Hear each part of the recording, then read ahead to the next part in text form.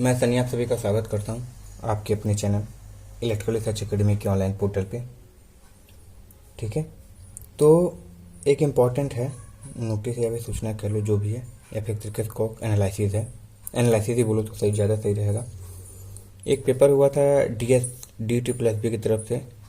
ठीक है, उसमें वैकेंसी आई थी पंप ऑपरेटर की, जो कि इलेक्ट्रीशियन उसकी क्वालिफिकेशन थी। उसका पेपर हुआ था 11 जुलाई को। ठीक है, 2 शिफ्टों में हुई थी, फर्स्ट शिफ्ट और सेकंड शिफ्ट। सही है, तो बच्चों का एनालिसिस जो हुआ है, ठीक है, कि आंसर की आ गई है, सब लोगों ने एनालिसिस करके धीमे धीमे सब किए, तो जब सारी चीज़ें कलेक्ट हो गई तो ये चीज़ पता चला है। और RTI लगी थी, तो RTI का भी जवाब आया है कि कितने लोग एब्सेंट थे, कितने लोग प्रेजेंट थे, कंपटीशन कितनी है, या फिर बच्चों के अनुसार कि सर जी पेपर लेवल ऐसा था, इस टाइप के क्वेश्चन पूछे गए। और कंपटीशन जो है, इस बार सर पहली बार हम लोगों ने देखा कि इस टाइप के क्वेश्चन पैटर्न बने थे। ठीक है, तो हुआ क्या था, टोटल कितने क्वेश्चन थे, तो सर क्वेश्चन टोटल थे हमारे 200 थे। तो एक्चुअली हम देख क्या रहे हैं सर जी, D+B पंप ऑपरेटर है। ठीक है, जिसकी कोड कितनी थी, 8/22 थी। ठीक है, इसका हम लोग एनालिसिस करेंगे। पेपर कब हुई थी सर हुई थी 11 जुलाई 2023 में इसकी पेपर की कराई गई थी। ठीक है, तो इसको एनालिसिस करेंगे कि RTI का जवाब क्या आया है, या बच्चों का एनालिसिस क्या है कि सर कैसे एग्जाम हुआ था, तो इन सब सारी चीज़ों को देखेंगे। ठीक है, तो इसको याद रखना, ये कितनी शिफ्ट में पेपर हुई थी 11 जुलाई को, 2 शिफ्ट में, यानी फर्स्ट शिफ्ट में हुई थी और एक सेकेंड शिफ्ट में पेपर हुई थी, 2 शिफ्ट में पेपर हो गई थी। ठीक है बाबू, तो इसको एनालिसिस करेंगे। मगर बाबू चैनल पर पहली बार जुड़ रहे होगे तो इसको लाइक शेयर सब्सक्राइब जरूर कर देना। जितने भी एग्जाम होते हैं उन सबका एनालिसिस जरूर कराया जाता है। अभी D+B में कौन कौन से क्वेश्चन पूछे गए थे प्रीवियस ईयर में, प्रीवियस ईयर बोल रहे हैं, इस एग्जाम में, उसका एक वीडियो भी पड़ा हुआ है, तो उसको भी देख सकते हो, जिससे तुमको ये हेल्प मिलेगी कि कंपटीशन का लेवल क्या चल रहा है। तो देखो, पहले पेपर के पैटर्न की बात करें तो पेपर का पैटर्न कैसा था, तो सर पेपर का पैटर्न हमारा था, जो पेपर का पैटर्न था वो इस हिसाब से था कि 100 क्वेश्चन तुम्हारे टेक्निकल के थे और 100 टेक्निकल तुम्हारे नॉन टेक के क्वेश्चन थे। टोटल 200 क्वेश्चन थे, टोटल 200 क्वेश्चन थे। तो देखो, जो तुम्हारे टेक्निकल के थे, पहले नॉन टेक की बात करते हैं, तो 20-20 करके पूछे जा रहे थे। और 20-20 के क्या किए गए थे, वो बनाए गए थे, स्लॉट बनाए गए थे। यानी 20 क्वेश्चन GK के हैं तो एक स्लॉट, 20 क्वेश्चन रीजनिंग के तो एक स्लॉट, 20 क्वेश्चन हिंदी के हैं तो एक स्लॉट, 20 क्वेश्चन रीजनिंग के तो एक स्लॉट, 20 क्वेश्चन तुम्हारे ये मैथ के हैं तो एक स्लॉट, यानी टोटल 100 क्वेश्चन बनाए गए थे। इसमें ये देखो डिसएडवांटेज ये था ना कि मान लो तुमको 3 घंटे का समय मिला है, ठीक है, या 2 घंटे का समय मिला है, जो भी मिला हो। इसमें ये हो रहा था कि अगर तुम ये 20 क्वेश्चन अटेम्प्ट कर रहे हो, ठीक है, तो तुमको ये क्वेश्चन तुमको लग रहा है कि पहले GK नहीं करेंगे, पहले मैथ कर लेते हैं, या पहले मैथ नहीं करेंगे, पहले रीजनिंग कर लेते हैं, तो ऐसा नहीं था। ठीक है, तुमको ये 20 क्वेश्चन पूरे के पूरे अटेम्प्ट करने हैं। ठीक है, अगर ये अटेम्प्ट कर लेते हो तभी तुम रीजनिंग पे जाओगे या मैथ पे जाओगे। ऐसा नहीं है कि इसको छोड़कर तुम आगे बढ़ना चाहो तो बढ़ जाओगे। ठीक है, इससे घाटा ये था कि अगर पहले मैथ है और तुम सोचो कि सर मैथ में बहुत टाइम लगेगा, इस पर भी एक नंबर है, और जीके और उसमें हिंदी इंग्लिश में भी एक एक नंबर मिलेगा, जो कि उसमें कम समय लगेगा GK GS सॉल्व करने में, समय तो पहले उसको सॉल्व कर लेते हैं। तो ऐसा नहीं था, अगर पहले मैथ खुला है तो तुमको मैथ ही करना पड़ेगा, भले ही 3 घंटा इसी में लगे रहो। ठीक है, पहले इसको सॉल्व करना है, नहीं आ रहा है या तुमको लग रहा है कि इसको बाद में करेंगे, तो ऐसा नहीं है कि तुम इसको बाद में अटेम्प्ट कर पाओगे कि सर अभी ये टाइम टेकन है, 4 सवाल छोड़ देते हैं, बाद में देख लेंगे, मार्क रिव्यू करके आगे बढ़ें।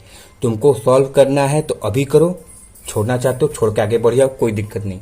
ऐसी कहानी चल रही थी। ठीक है, तो इससे बच्चों को बहुत ज़्यादा नुकसान हो रहा था। वो ये सोच रहे थे कि सर इसमें टाइम दें कि न दें, क्योंकि आगे सवाल हो सकता है इससे ईजी हो। ठीक है, तो ये मेरा छूट जाएगा।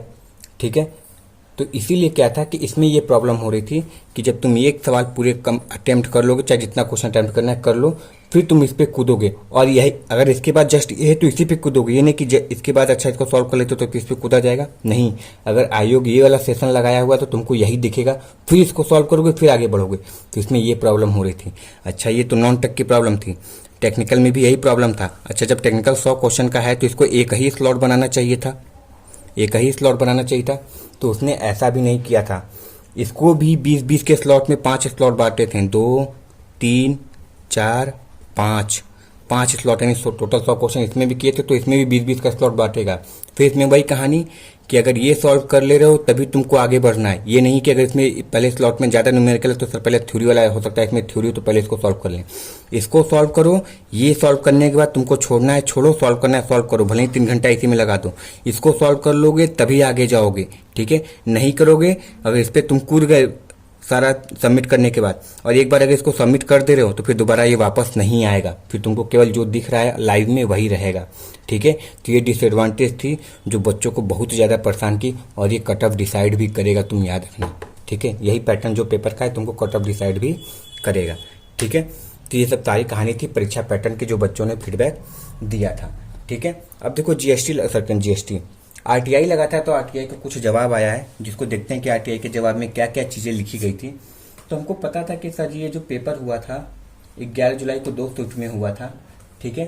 तो उसमें कुछ आरटीआई आया है कि टोटल कितने फॉर्म भरे गए थे, पूरी चीज़ें लिखेंगे, टोटल फॉर्म कितने भरे गए थे, जिससे तुमको अनुमान लग जाएगा कि सर जी कट ऑफ कितनी जा सकती है। आरटीआई आई थी तो उसमें ये था कि सर जी टोटल फॉर्म कितने फिलअप हुए थे। तो सर टोटल फॉर्म जो हुए थे हमारे लगभग 9,000 हुए थे, 8,900 समथिंग थे, तो लगभग 9,000 फॉर्म फिले गए थे, ठीक है। बच्चे कितने प्रेजेंट थे, स्टूडेंट प्रेजेंट टोटल कितने थे, तो टोटल जो प्रेजेंट थे वो हमारे थे 2,808 समथिंग थे, टोटल बच्चे प्रेजेंट थे, ठीक है। यानी एक तरीके से देखें तो लगभग कितने परसेंट अटेंडेंस थी, सर थी 35% अटेंडेंस थी। कितनी थी सर, 35% हमारी अटेंडेंस थी, ठीक है। अब चूंकि बात की कि सर जी 2 शिफ्ट में पेपर हुई थी, शिफ्ट फर्स्ट और सेकेंड शिफ्ट में पेपर हुई थी, ठीक है। तो बात ये भी उठेगी कि सर जी फर्स्ट शिफ्ट में कितने बच्चे आए थे, सेकेंड शिफ्ट में कितने बच्चे आए थे। तो सर फर्स्ट शिफ्ट में जो बच्चे आए थे लगभग 1,376 बच्चे थे, और सेकेंड शिफ्ट में जो आए थे वो लगभग थे 1,432 बच्चे थे, ठीक है। तो इतने बच्चे हमारे आए थे फर्स्ट शिफ्ट और सेकेंड शिफ्ट, 2 शिफ्ट में पेपर हुआ था। किसके लिए, ये इलेक्ट्रीशियन की वैकेंसी थी, इलेक्ट्रीशियन वालों की हम बात कर रहे हैं, ठीक है। इलेक्ट्रीशियन वालों के लिए ऐसी कहानी कही गई थी। तो इतनी टोटल थी वैकेंसी थी, ठीक है। सॉरी वैकेंसी बोलने, इतने एब्सेंट प्रेजेंट बच्चे हुए थे, बहुत कम हुए तुम्हारी नज़र में, ठीक है। फिर कैटेगरी वाइज का भी हिसाब आया कि सर जी कैटेगरी वाइज कितने बच्चे भरे गए थे, कितने मतलब कितने प्रेजेंट थे। तो जो कैटेगरी वाइज प्रेजेंट बच्चे थे, अगर हम जनरल की बात करें, फिर ओबीसी की बात करें, फिर ईडब्ल्यूएस की बात करें, फिर एससी की बात करें, फिर एसटी की बात करें, तो देखो कैटेगरी वाइज कितने बच्चे भरे गए थे। तो सर अगर जनरल की बात करें तो सर जनरल में हमारे थे 1,074 बच्चों ने पार्टिसिपेट किया था। कितने, 1,074 बच्चों ने पार्टिसिपेट किया था, ठीक है। फिर इसके बाद अगर ओबीसी की बात करें तो सर ओबीसी में हुए थे लगभग 655 बच्चे ने पार्टिसिपेट किया था, यानी प्रेजेंट हुए थे, ठीक है। फिर अगर ईडब्ल्यूएस की बात करें तो 106, मात्र 106, ठीक है, बहुत कम लड़के हैं, ठीक है ना, तो 106 हुए थे। फिर एससी की बात करें तो सर जी 698 बच्चों ने प्रेजेंसी अपनी दिखाई थी, और एसटी की बात करें तो सर 275 बच्चे थे, यानी इतने लोगों ने अपनी प्रेजेंसी दिखाई थी, ठीक है। यानी 35% बच्चों को इस तरीके से बांटा गया था, कितने लोग इतने आए थे, ठीक है। तो इसमें हालांकि सीट कम थी तो इसमें कंपटीशन कम है, एक इसमें कंपटीशन कम है तुम्हारी, और एक एसटी वाले में कंपटीशन कम है, ठीक है। तो वैकेंसी जिस हिसाब से डिस्ट्रीब्यूट है तुम देख सकते हो कि कंपटीशन पर सीट कितनी होगी, सही है। तो इसका अनुमान तुम लगा सकते हो। अब हम लास्ट में ये देखेंगे कि देखो ये सब चीज़ें थी। अब चूंकि टेक्निकल के पेपर जो थी आईटीआई के हिसाब से थोड़ी मॉडरेट कह सकते हैं, मॉडरेट टू हार्ड लेवल की थी, ठीक है। मैथ जो थी वो भी मॉडरेट लेवल की थी, इजी नहीं कह सकते, मॉडरेट थी, ठीक है। रीजनिंग जो थी घुमाने वाली थी, यानी ये भी क्या थी, मॉडरेट लेवल की थी। देखो मॉडरेट लेवल है या हार्ड लेवल, उससे ज़्यादा तगड़ा क्या दिमाग खराब कर रहा था बच्चों का, ये कि सर इसको अटेम्प्ट कर लो तभी इसमें जाओगे, ठीक है। इससे बच्चों का मनोबल टूटा था कि सर छोड़ें कि करें, इसमें अचंभे में फंस चुके थे, ठीक है। तो ये ज़्यादा उन लोग को परेशानी हुई थी, ठीक है। पहले तो यही समझ में नहीं आया होगा 10 मिनट कि सर ये चल क्या रहा है मेरे साथ, है ना, ये कैसा क्वेश्चन है। चलो, तो ये सब जो थी मॉडरेट लेवल की एग्जाम थी, मॉडरेट टू हार्ड कह सकते हैं। तो यहाँ पे जो कट ऑफ जाने के चांसेस है, अभी कट ऑफ ध्यान से देखना कि ये जो पंप ऑपरेटर की कट ऑफ है वो कितनी जा सकती है, ये अनुमानित है, ऑफिशियल नहीं है, ठीक है। मगर हमको लगता है कि ये सब देखने के बाद कट ऑफ, ठीक है, कि कितनी हो सकती है 2023 DSSB की, DSSB जो कि पोस्ट क्या थी 8/22 की, तो हमारे हिसाब से इतनी हो सकती है, ठीक है। पहले जनरल लिखते हैं, फिर ओबीसी लिखते हैं, फिर ईडब्ल्यूएस की बात करेंगे, फिर एससी की बात करेंगे, एसटी इसी में लगा देते हैं, कोई दिक्कत नहीं है। तो देखो हमारे हिसाब से कट ऑफ यही होनी चाहिए जनरल की। तो जनरल अगर देख लो, अगर 200 में से 110 प्लस आ रहे हैं तो अपने आप को एकदम सेफ माने। 110 यानी एक तरीके से कहें तो 55% कट ऑफ, ठीक है। नहीं तो आजकल तो 60-70 के नीचे बात नहीं होती है। तो 55% है, तो हमको लग रहा है कि 90 से 95% तुम श्योर हो, अपने आप को कंफर्म मानो, क्योंकि इसे ऐसे हालात देख के, पेपर देख के और अटेंडेंस देख के यही लगता है। ओबीसी में जाओ तो सर ये 100% हो जाता है, सॉरी 100 प्लस हो जाता है, ठीक है। ईडब्ल्यूएस की बात करें तो सर 85 प्लस जिसके आ रहे हैं वो अपने आप को सिक्योर मारे, क्योंकि ओबीसी से भी कम जाती है ईडब्ल्यूएस की कट ऑफ, ठीक है। अब हालांकि अभी तो वैकेंसी सॉरी बच्चे तो और कम है, तो कट ऑफ और कम जाने के चांसेस है। और एससी एसटी की बात करें तो सर ये हमें ये मान सकते हैं कि 75 से लेके 85 के बीच तक इसकी कट ऑफ हो सकती है। लगभग कितनी है? 40% है, सही है ना। देख लो लगभग 40% करीब है। तो अगर इतने हैं या इससे प्लस हैं तो अपने आप को सिक्योर मानो, कोई दिक्कत नहीं। 95% चांसेस नहीं कि तुम सेलेक्ट हो जाओगे, सही है। तो आई होप ये सेशन पसंद आया होगा और ये एनालिसिस पसंद आई होगी। ये सब एनालिसिस पसंद आई है तो बाबू इस सेशन को लाइक, शेयर और चैनल पे जुड़ गए बाबू पहली बार तो इसको सब्सक्राइब जरूर कर लेना, ठीक है। सो थैंक्स फॉर वॉचिंग, ठीक है।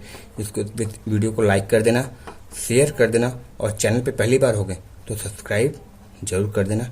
मिलते हैं नेक्स्ट वीडियो में, तब तक के लिए thank you very much and all the very best. Vande Mataram.